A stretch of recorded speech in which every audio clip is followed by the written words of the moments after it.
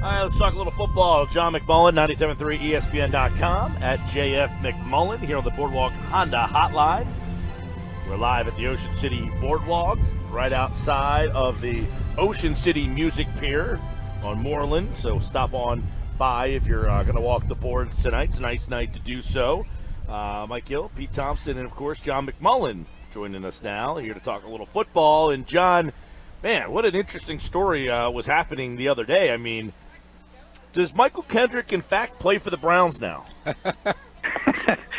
He does. Yeah, it was real interesting because Mychal was fighting against the stream there, and I don't know what he was trying to accomplish other than the fact evidently he doesn't like Ian Rapoport. But once Ian reported it, there are a number of people in Cleveland who confirmed it, and Mychal was just saying, no, it's not true, it's not true. And then ultimately his agent said, no, it's true. He's signing with the Cleveland Browns. So I don't know what his thought process was, but, yeah, he's a member of the Cleveland Browns. Right. I mean, Ian Rapoport sends out the text, the tweet over the weekend that Mychal Kendricks, not only did he send out the text saying that he's going to sign with the Browns, he kind of praised him by saying, like, hey, his addition is going to make the Browns like the deepest linebacking core in the league, to which Kendricks responds, John, with, I will never respect you. I mean, how do we read the tea leaves on that? Was there something in their past, or was he just not happy that it somehow got out there? Well, clearly it was much deeper than this. It was something in the past. And remember, there's been a lot of wrangling with Mychal back and forth with the Eagles. He asked for a trade back in 2016 in that offseason coming into 2017, which he confirmed to us. And the Eagles, basically told him we're not going to give away good football players. And ultimately it worked out for both sides because of the Jordan Hicks injury. But so this has been going back and forth. Mychal's been not been happy with his role. Difficult time getting on the field when Nigel Bradham and Jordan Hicks are both healthy. That was going to continue this year. Eagles asked him to take a $4 to $4.5 million pay cut to stick around. Obviously, he wasn't going to do that. And ultimately, he moves on, which was always going to be the end game. But as far as how it was handled, yeah, I mean, I wish I could get, Mychal's, I don't want to call him strange, but he has a quirky personality, let's put it that way. I have no idea why he fought so hard against this story, considering it ended up where it began, with him signing with Cleveland Browns. Right, and then, I mean, it was and I saw you kind of tweeting through the weekend, which was, then there was a tweet that Kendricks, in a brief phone interview, denied a report that he's reached an agreement to sign with the Browns. Quote, no, it's not accurate. That's all I have to say. I'm not really talking about it. Kendricks would not comment on whether the Vikings are still in the mix. That was from Chris Thomason. And then later on, you tweeted that he's certainly not happy with the report, to which then he kind of changed his tune, to which he was in negotiations, and then it turns out in the end he ends up signing. So it seems that something had to be happening here that he was not happy about, or was he trying to get some leverage for something else and hoping that this fell, or that something else fell through before the Browns deal got out there? Because it was certainly a bizarre about 5 hours there. Yeah, well, the only thing I can perceive or speculate is that Doug Hendrickson, his agent, kind of, a lot of players just let their agents do the work and don't try to get involved in the minutia.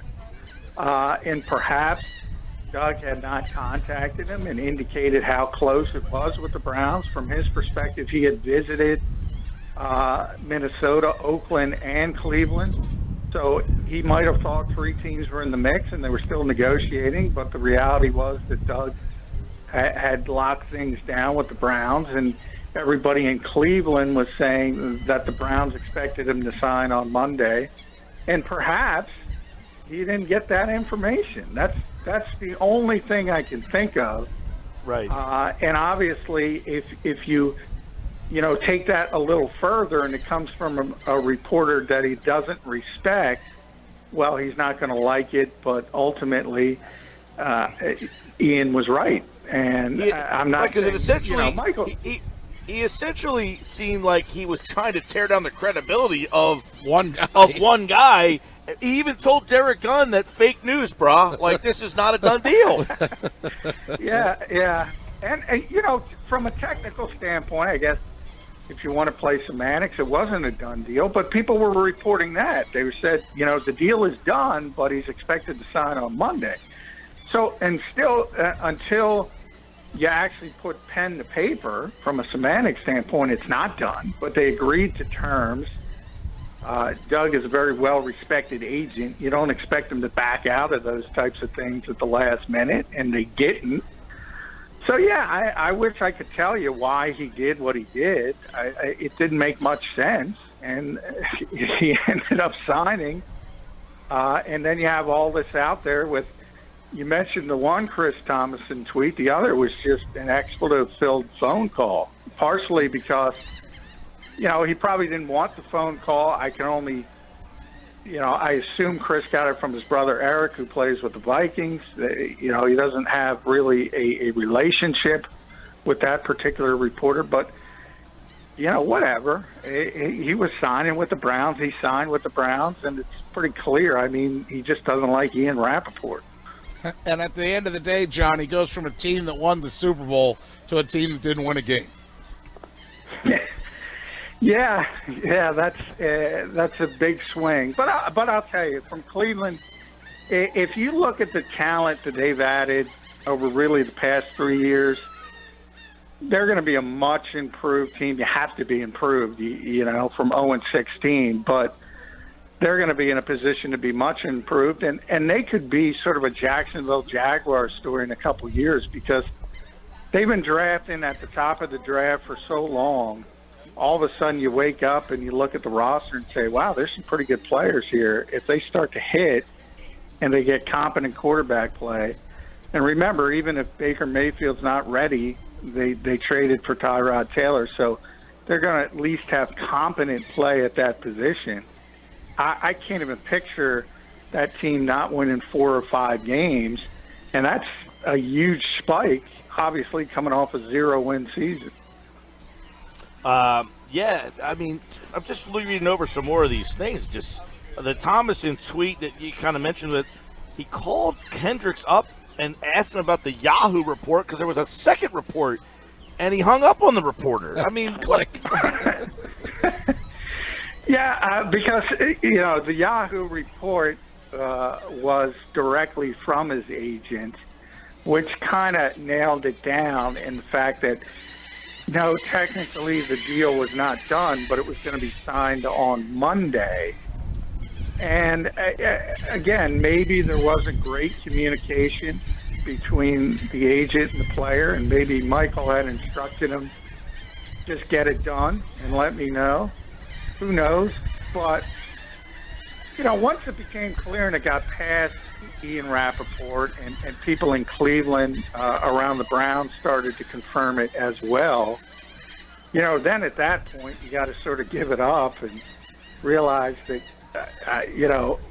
if you're trying to spin Ian in a bad light, you're just coming off looking bad, because ultimately you're going to sign the deal. So, hey, if I could figure out Mychal Kendricks, I'd be the first. Well, yeah, and I mean, I know Derek Gunn had a 30-minute phone conversation with him, said he wasn't angry about getting released, but that there, it seemed that there was a lot of pent-up frustration that over the years he was, obviously we all know he was unhappy with his situation here, but he seemingly handled it like a good soldier for the most part, in his time here. He didn't make a stink. He did say a couple things like, I'd like to get out of here, but he never was really a distraction in the locker room, right? No, I mean, he got along with everybody. He made it very clear that he wanted out at times, but he never let that affect the way he went about it. In fact, I remember one session he had with us. He had some great quotes, and he explained that, everybody's renting space here, players, coaches. You realize that as a player, and he phrased it as, he'd rather play more. This was before, obviously, the Jordan injury. But he makes a lot of money, and he's very lucky to do what he does. So he always took it from that standpoint. But at the same time, as I said, he always made it clear that he would prefer to be somewhere where he could play more. And everybody knew that was going to be the ultimate end game once this season rolled around, because Jordan and Nigel are here. John McMullen is with us here, 97.3 ESPN.com, talking a little bit of NFL. And real quick, so Kendricks goes to the Browns. That's where he ends up in the end now. And right where they said he was going to go. Right, and now we know, though, the Eagles have a hole with that position, right? I mean, they cut him. We kind of discussed that, but now they have $6 million in cap space. So is that an area where they look to spend that cap space essentially to find a replacement for the guy they just released? I don't think so, because they had already formulated that plan. And plan A was Corey Nelson, and that's how they'll move forward. And remember, it's not an issue unless there's another injury.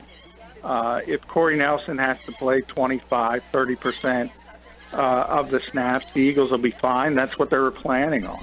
The issue comes if Nigel or Jordan gets hurt, then you really lack depth, because Corey's not going to be able to step in as one of those three-down linebackers and perform the same way Mychal did last season. So that's the bigger issue. But especially when you're the Eagles, you can't kind of go about it that way. You can't assume injuries. You'd like to have great depth at every position, but the reality is you can't pay $7+ million to a guy who plays 25 to 30% of the snaps.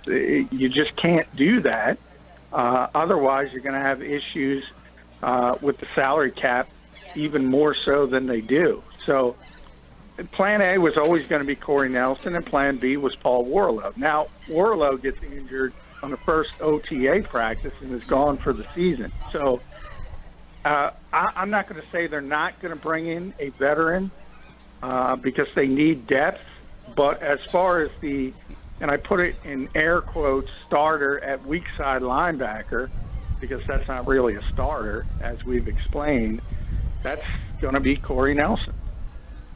John McMullen with us here, our 97.3 ESPN Eagles Insider. And John, you posted an article on our website, and this is right up your alley. The Eagles have shifted their availability this week based on a certain event that's going to take place tomorrow. Enlighten us on that. Yeah, well, the Eagles were originally going to have an open to the media practice on Monday. The White House visit is on Tuesday, which I was scheduled to be at, but I didn't RSVP, so that's to be determined. But we'll see how that shakes out. But anyway, they moved it to Wednesday, and a lot of reporters, including me, speculated that maybe they didn't want players answering that controversial question, because everything involving this administration, this president, is controversial, because it seems like half the country likes him, half the country hates him, and everything revolves around it. So, but the Eagles were sort of got their back up pretty quickly about that. I mean, I tweeted it, and I got a text about 10 minutes later saying it had nothing to do with that. It's just timing, because, and I'll just say this: they made some good points, and they said whether the questions are going to be asked before or after on Wednesday, they're still going to be asked. So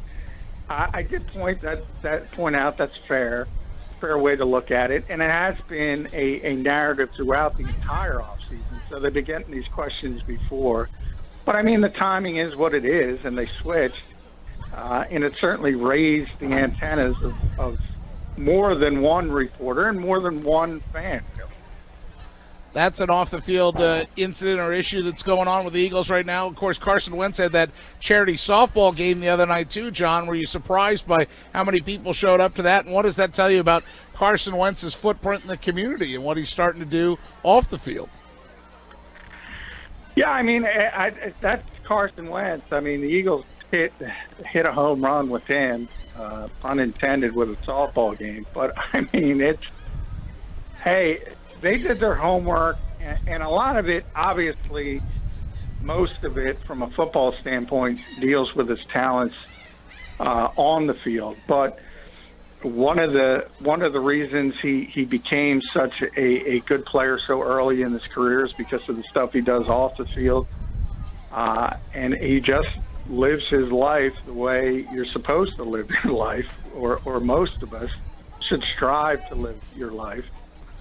And you got to give him a lot of credit. I mean, I've talked with you guys a lot that there's no doubt in my mind he's going to be ready September 6th. And that all reflects on his work ethic, because I know he's going to do the work. And then you see what he does in the community. And, you know, the Eagles couldn't have picked a better person to be the face of their franchise, and they know it.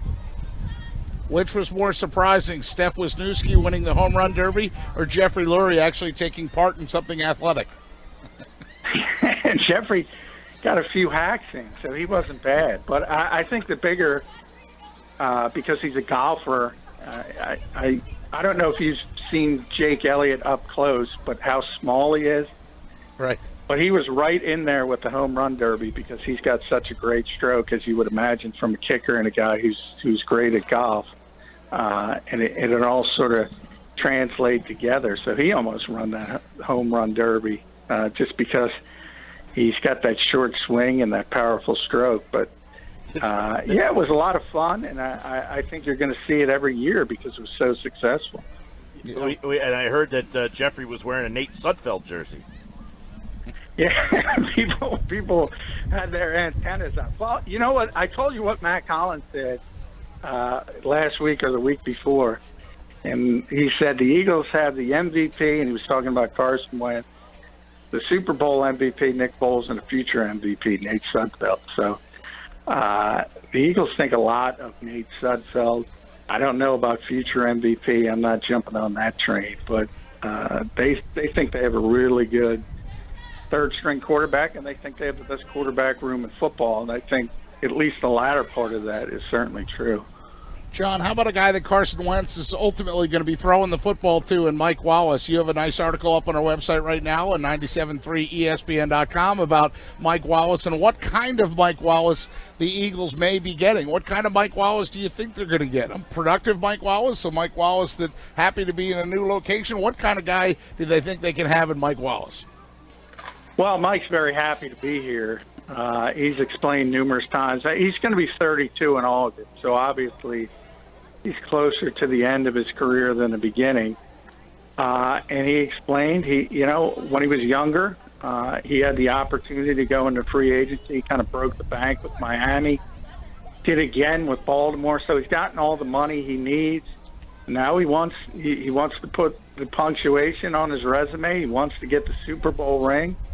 And I said it from the day he signed. This is one of those, we look back to last year and how all those one-year deals worked out. Patrick Robinson, most notably, LeGarrette Blount.